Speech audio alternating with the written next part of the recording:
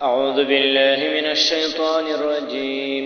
بسم الله الرحمن الرحيم. وإذا قيل لهم لا تفسدوا في الأرض قالوا إنما نحن مصلحون ألا إنهم هم المفسدون ولكن لا يشعرون. صدق الله العظيم. سورة البقرہ رکوع نمبر 2 آیت نمبر 11 اور 12. وَإِذَا قِيلَ لَهُمْ،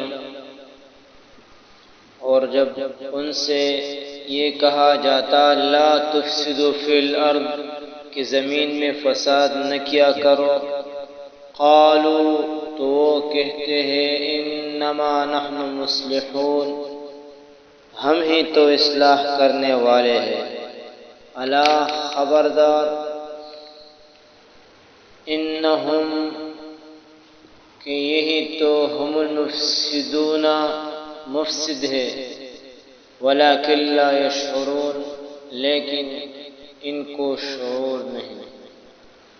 پشت میں ترجمہ ہے وَإِذَا قِيلَ لَهُمْ، اور چکل وَأُوِلَ شُدْوِيتا لا تفسدوا، فساد مکوی فی الارض، پزمک کی، قالوا، دوی بویل، انما بے شکا، نحن منگا، مصلحون، اصلاح کون کی، الا خبردار، انا بے شکا، ہم دا منافقان چدی، ہم المفسدون، ہم دا فسادیان دی، ولکن لا یشعرون، لیکن بیت شعور نشت.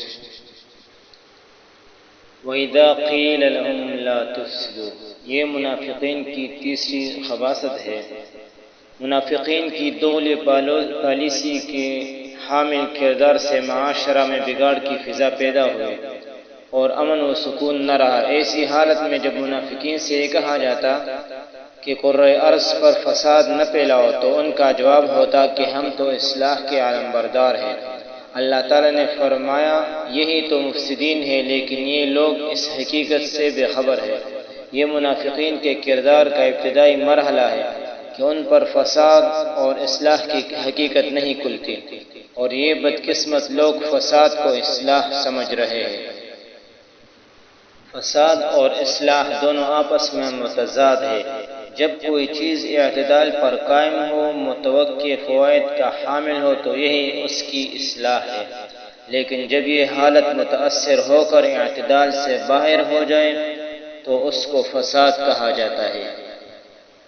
فساد کا دائرہ کار وسیع ہے. معاشرے میں کچھ مفاسد ایسے ہیں جن کو ہر ایک فساد سمجھتا ہے، مثلا قتل، ڈاکہ، چوری، ایسے مفاسد ہیں جن کی حقیقت واضح ہے، اور کچھ مفاسد ایسے ہیں جو ہر ایک پر واضح نہیں.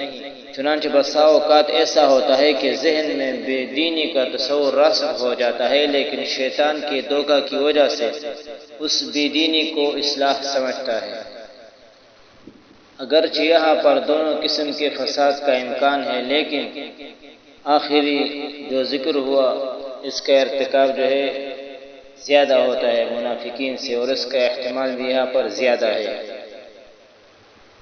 منافقین زندگی بھر اس فتنہ میں مبتلا رہے کہ لوگ دین سے متنفر ہو اور کسی کو اخلاص کے ساتھ ایمان لانا نصیب نہ ہو.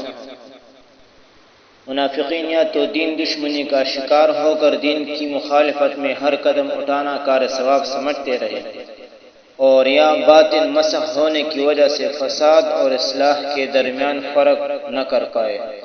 چونکہ اصلاح اور فساد کا تفرقہ ایک بدیہی حقیقت ہے، اس لیے قرآن نے اس سے ناواقف رہنے کی صورت میں شعور کی نفی کی، جو ایک درجہ میں عام حیوانات کو بھی حاصل ہے کہ وہ منافع اور مضر کا شعور رکھتے ہیں، لیکن منافقین کو یہ بھی حاصل نہیں.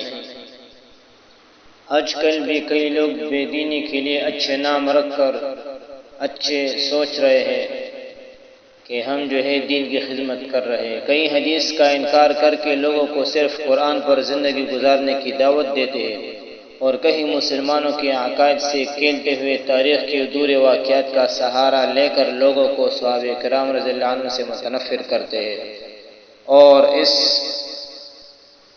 بدگمان میں مبتلا ہے کہ ہم دین کی خدمت کر رہے ہیں. اور لوگوں کو حقیقت سے متعارف کرا رہے ہیں، حالانکہ حدیث سے انکار یا صحابہ کرام رضی اللہ عنہ سے انکار بغاوت سے بڑھ کر کوئی بھی دینی نہیں ہو سکتی۔ وَإِذَا قِيلَ لَهُمْ آمِنُوا سے منافقین کی ایک اور خباثت بیان ہو رہی ہے، انشاءاللہ آئندہ درس میں پڑھیں گے۔ وآخر دعوانا الحمدللہ رب العالمین۔